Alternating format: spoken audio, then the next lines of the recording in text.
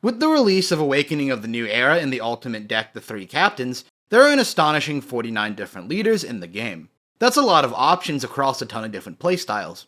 So this video exists to help break down these options and make some starter suggestions for new players, as well as make some fun picks for experienced players looking to shake things up. This video is organized into the following sections: breakdown by power level or meta relevance, breakdown by color identity, a breakdown of price and the necessary staples for each deck, an explanation of the current meta decks with deck list, an explanation of my new player picks, also with deck list, and lastly, some odd recommendations of fun decks that you really should try to play, with deck list.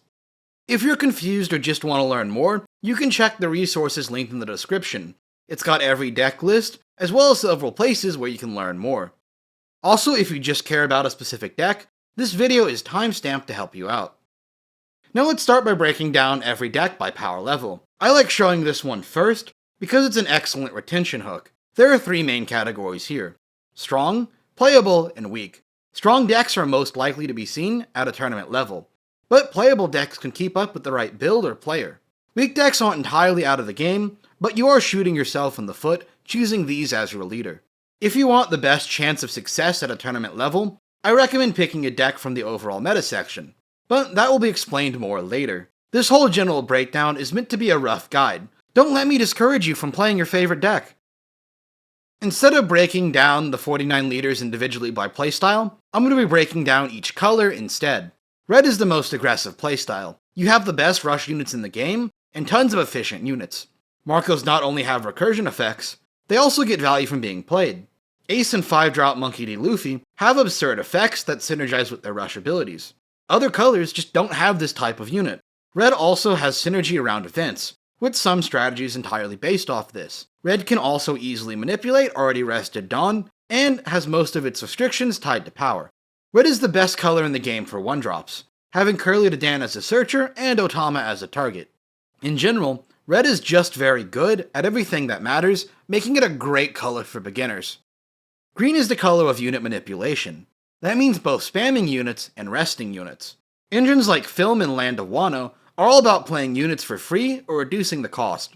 Green also has plenty of cards that rest units. This is pretty much a straight downgrade to other colors' removal options, but to make up for this, it's used in more diverse places. Green is also the color for restanding units. Eustass Captain Kidd, Buffalo and Kozuki Oden are all restanding cards. These can be extremely oppressive for opponents if played correctly. Green also has the gimmick of having reusable searchers. Overall, green is the weakest color competitively at the moment, despite having some very solid decks. It does get better in OP6. Blue is the color of removal and draw power. Every blue card either draws a card or removes an opponent's card, with some unique exceptions still focused around value. Red, Rock, and 3000 Words are simple but insanely powerful 1-for-1 removal options.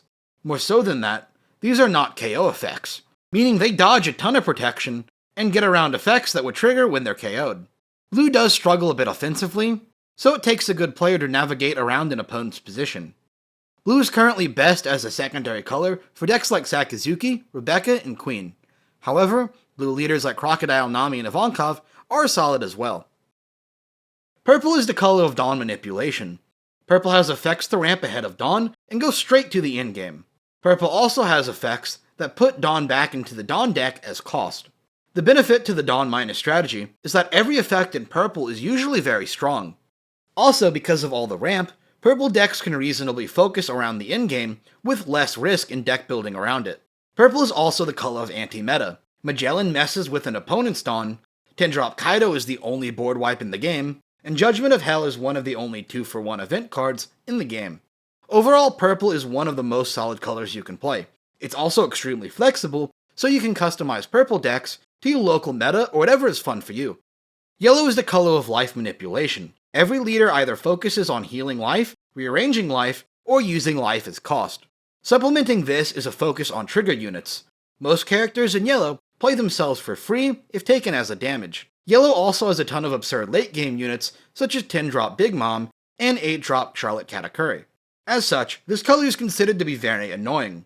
It also doesn't help that this color has a little bit of everything else as well. Optional rush, removal, and board spam round out Yellow into one of the most solid colors in the game.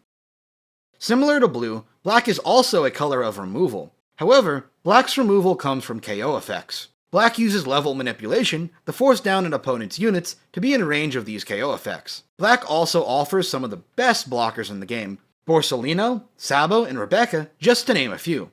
Black is also the only color so far to have graveyard or discard recursion, adding in a much needed level of value that this color lacked.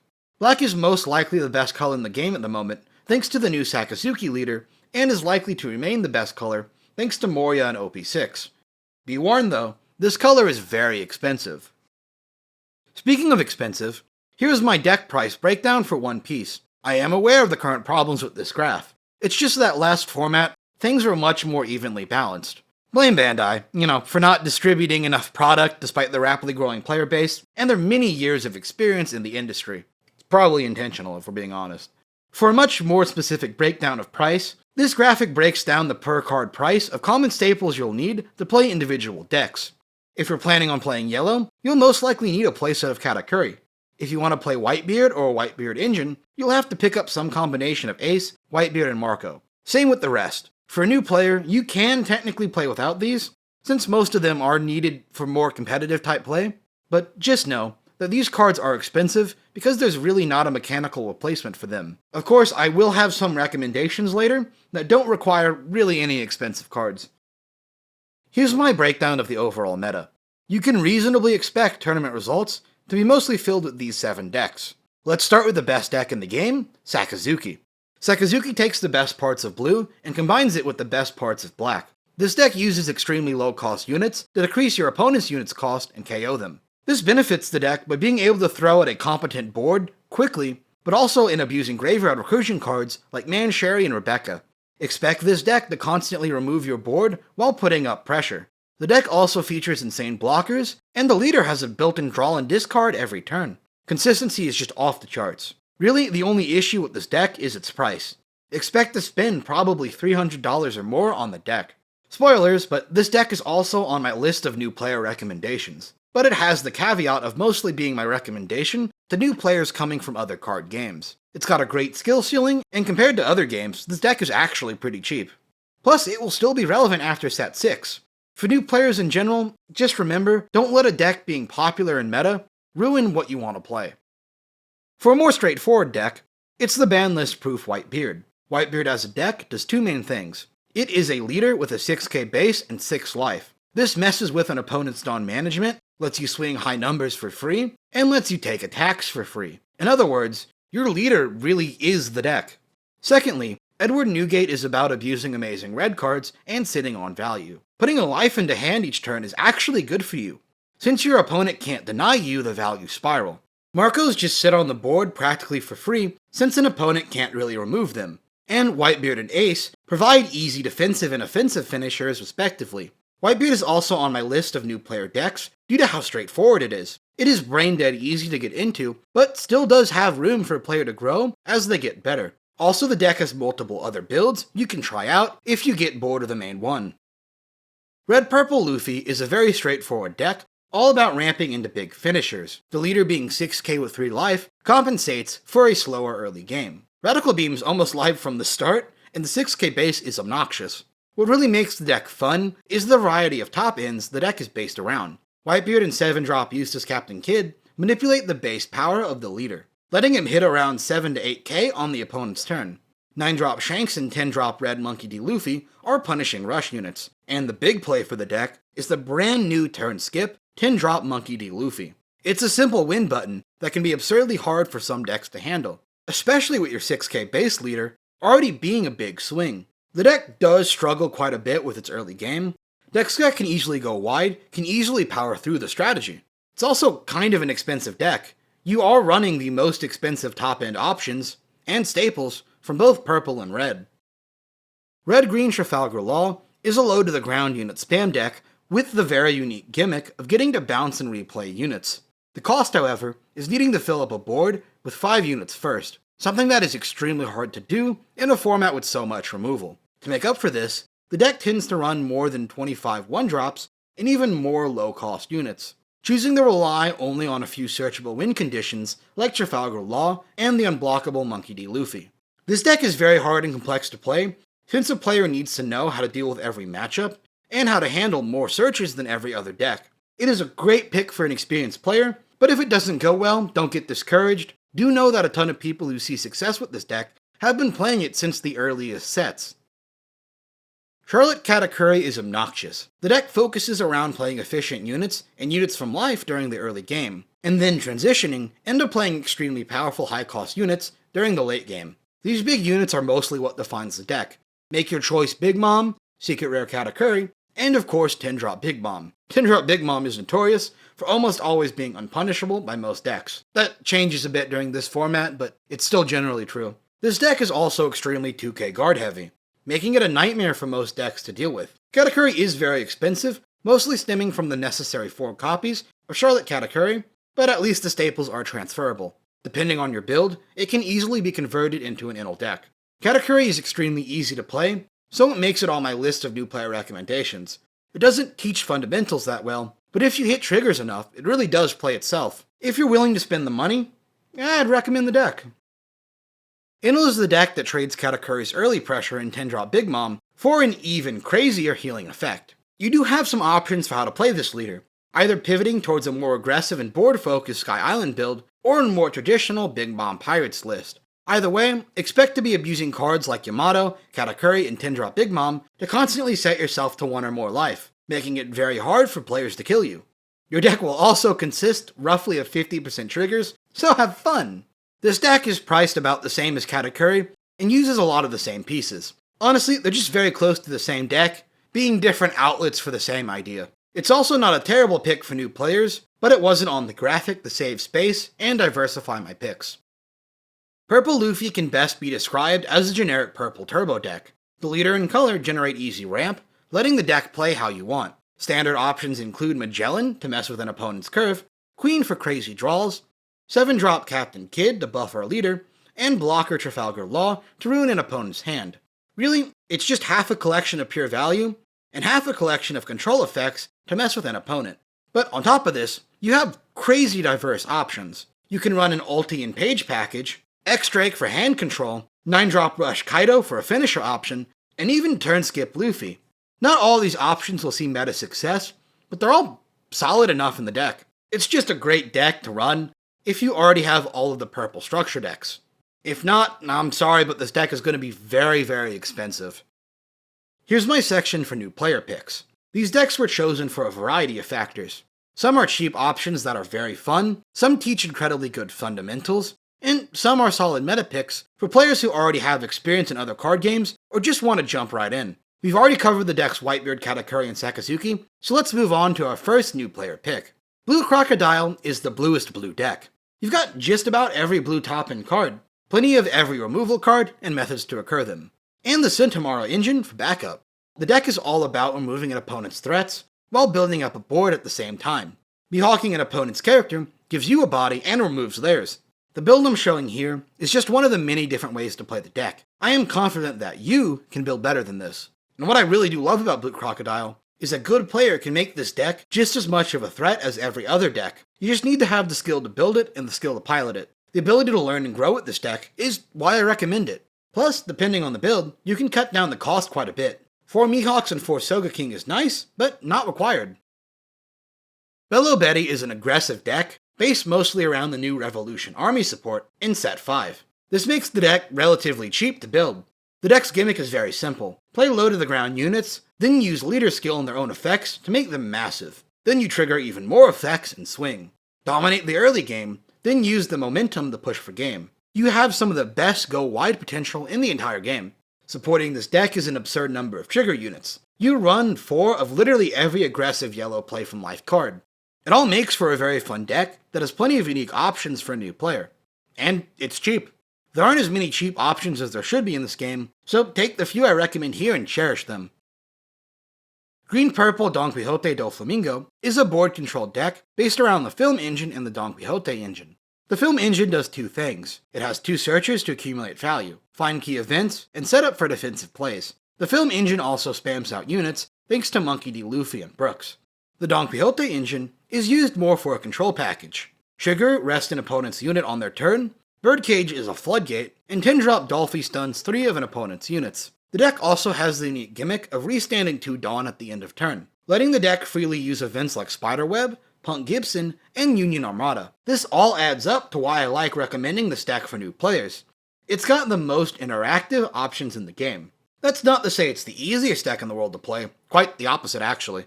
But this deck can guide a new player into thinking about interaction and an opponent's options. Really, the only downside of this deck is its price tag.